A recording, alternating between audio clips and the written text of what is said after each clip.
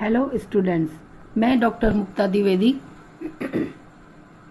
Associate professor SPC government college Ajmer से बोल रही हूँ।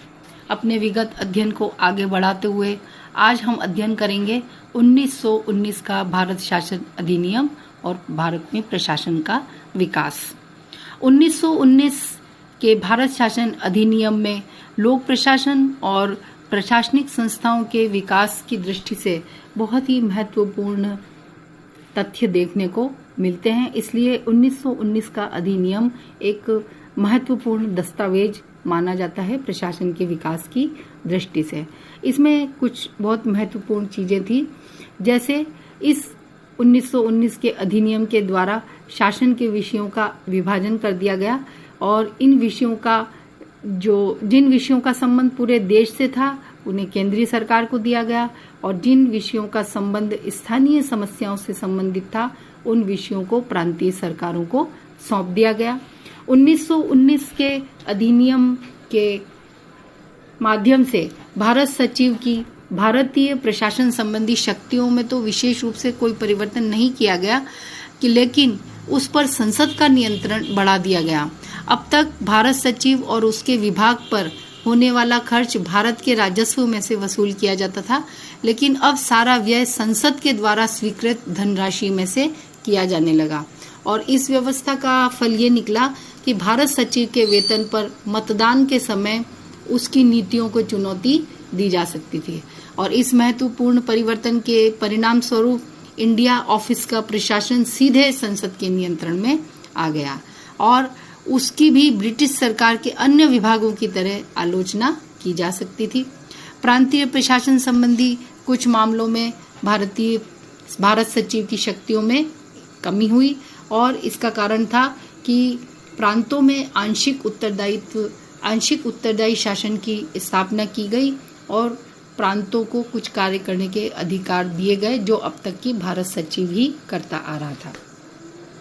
तीसरा महत्वपूर्ण परिवर्तन ये आया कि इस अधिनियम से भारत में एक लोक सेवा आयोग पब्लिक सर्विस कमीशन की स्थापना के और इसके गठन का मार्ग प्रशस्त किया गया। इसमें एक ऐसा उपबंध था और इस आयोग का ये कार्य था कि ये आयोग लोक सेवाओं की भर्ती करे और उन पर नियंत्रण और अन्य कार्य करे और वो अन्य कार्य जो परिषद सहित भारत सचिव जो भी उनको सौंपता है या कोई नियम बनाकर उनको जो कार्य देता है वो लोक सेवा आयोग के द्वारा किया जाएगा। ये एक बहुत ही महत्वपूर्ण चीज थी और ये लोक सेवा आयोग भारत में आज भी विद्यमान है। 1919 के अधिनियम के द्वारा भारत में लोक सेवाओं को सुव्यवस्थित रूप देने का प्रयास किया गया। वे सेवाएं और विभाग जो भारत की केंद्रीय सरकार के प्रत्यक्ष और स्थायी नियंत्रण में थे उन्हें केंद्रीय सेवाओं का नाम दिया गया। इन सेवाओं में, जैसा मैं पिछले अध्याय में बता चुकी हूँ, रेलवे, कर एवं चुंगी, डाक एवं तार विभाग थे और जो तकनीकी दृष्टि से इंपीरियल सेवाओं में शामिल नहीं थे। इसके अलावा इंपीरियल सेवाएं थी जिनको अखिल भारतीय सेवाओं के रूप में जिसका नामकरण किया गया था और ये अखिल भारतीय सेवाएं थी Indian civil service, Indian service of engineers, Indian education service, Indian veterinary service, Indian medical service. तो 1919 के अधिनियम के तहत पहली 3 सेवाएं रक्षित सेवाओं में कार्यरत थी और जो बाकी अन्य सेवाओं का मैंने नाम लिया ये हस्तांतरित क्षेत्र में कार्यरत थी। इसके अतिरिक्त 1919 के अधिनियम के माध्यम से भारतीय शासन के वित्तीय नियंत्रण का भी प्रबंध किया गया और इस उद्देश्य की पूर्ति के लिए परिषद सहित भारत सचिव को ये अधिकार दिया गया कि वो भारत में एक महालेखा परीक्षक यानी ऑडिटर जनरल की नियुक्ति कर सकता है। इस तरह से 1919 का भारतीय शासन अधिनियम एक बहुत ही महत्वपूर्ण दस्तावेज था और इस अधिनियम के माध्यम से भारत में आधुनिक आधुनिक प्रशासन की स्थापना का मार्ग प्रशस्त हुआ, जो कई कारणों से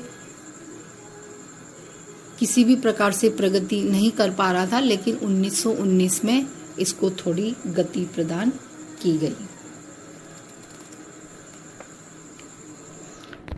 अब हम चर्चा करेंगे 1935 के अधिनियम की। 1935 के अधिनियम में भी प्रशासन का विकास हमको देखने को मिलता है।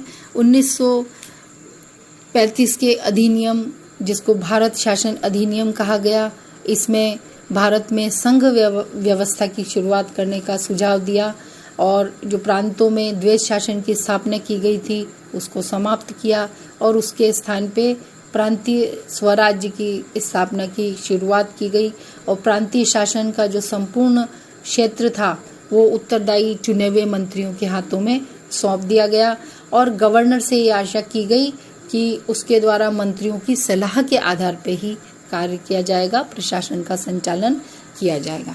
इस दृष्टि से 1935 का अधिनियम बहुत महत्वपूर्ण है।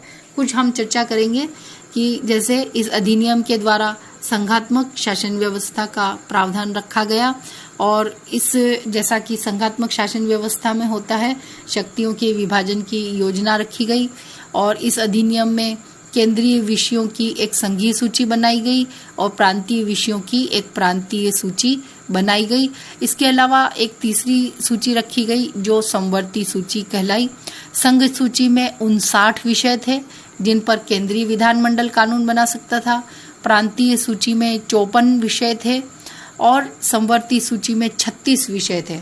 प्रांतीय सूची में जो विषय थे उन पर प्रांतीय सरकार कानून बना सकती थी और समवर्ती सूची में जो 36 विषय रखे गए उन पर केंद्रीय विधानमंडल और प्रांतीय विधानमंडल दोनों को कानून बनाने का अधिकार दिया गया। और इसी तर्ज पर भारत में भी केंद्रीय सूची, केंद्रीय सूची, प्रांतीय सूची और समवर्ती सूची को आज भी हमारे संविधान में स्थान मिला हुआ है। दूसरा अधिनियम जो महत्वपूर्ण था, इसका दूसरा तत्व इस अधिनियम का वो था कि लोक सेवाओं की संरचना में बहुत व्यापक फेरबदल किया गया। इंडियन सिविल, पुलिस और मेडिकल सेवाओं के अतिरिक्त अन्य सभी सेवाओं को भारत सचिव के अधिकार क्षेत्र से निकाल दिया गया और इन पर गवर्नर जनरल और गवर्नरों का नियंत्रण स्थापित किया गया। प्रांतों में भी लोक सेवा आयोगों की स्थापना की गई। अखिल भारतीय सेवाओं के अलावा अन्य सभी सेवाओं और पदों पर विधानमंडलों का नियंत्रण स्थापित किया गया और लेकिन इसके बावजूद भी सिविल सर्विस के हितों की सुरक्षा के लिए गवर्नर जनरल और गवर्नरों को कुछ विशेष अधिकार दिए गए। तीसरी महत्वपूर्ण बात थी प्रशासन से संबंधित इस अधिनियम में वित्तीय व्यवस्था के लिए नियमेयर समिति की जो सिफारिशें थी उन सिफारिशों के आधार पर राजस्व के स्रोत जो थे वो सूची प्रणाली के अनुसार रखे गए, यानी केंद्रीय सूची, संघ सूची, प्रांतीय सूची के आधार पर प्रांतों की आय का स्रोत, प्रांतीय विषयों से संबंधित जो विषय थे उस क्षेत्र में जो आय होती थी उन पर प्रांत का अधिकार होगा।